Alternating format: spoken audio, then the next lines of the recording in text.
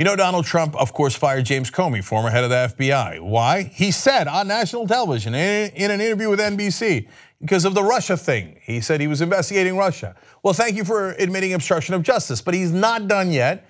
He also wanted to get rid of Jeff Sessions, who's his attorney general, because he wasn't sufficiently loyal enough. He let Rod Rosenstein, the deputy attorney general, appoint a special counsel. So he's agitating, fire everyone who's investigating me. Gee, I wonder why. I wonder if it's because Donald Trump is a criminal who wants to hide his criminal activity. Okay, so now what does he want? Well, it turns out, Axios has new reporting, Attorney General Jeff Sessions, at the public urging of President Donald Trump, has been pressuring FBI Director Christopher Wray to fire Deputy Director Andrew McCabe. But Wray threatened to resign if McCabe was removed, according to 3 sources with direct knowledge. So it turns out Christopher Wray, the hero in this story. Now, I don't know Christopher Wray's politics, and given that he's appointed by deeply right-wing forces, my guess is that he is not going to agree with me on much politically.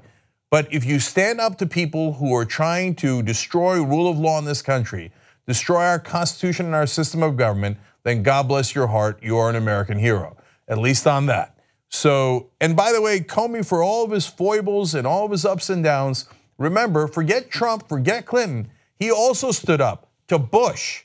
When Bush was trying to undermine the rule of law, James Comey stood up. He stood up against Trump when Trump demanded loyalty and said, you better be loyal to me and end the investigation of Flynn, and Comey didn't do it. That's why he was fired. So there are a couple of heroes in our government. So Sessions told the White House counsel Don McGahn about how upset Wray was about the pressure on him to fire McCabe. McGahn told Sessions this issue wasn't worth losing the FBI director over, according to a source familiar with the situation. So there is Sessions trying to please Donald Trump, going, oh yes, yes, yes, after you told me that I should resign and I'm a loser and I should be fired. Okay, now I'll do whatever you say, dear leader. I'll do whatever you say, dear leader. And then he goes to fire the deputy director that Trump doesn't like because of the investigations of himself.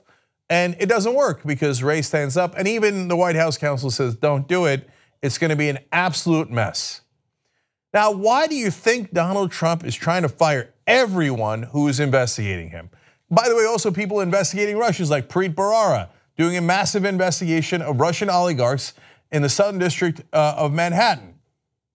And then, even though Trump had said he would stay on, he was fired immediately. And then the case was settled right after that. The Russian oligarchs were free to go.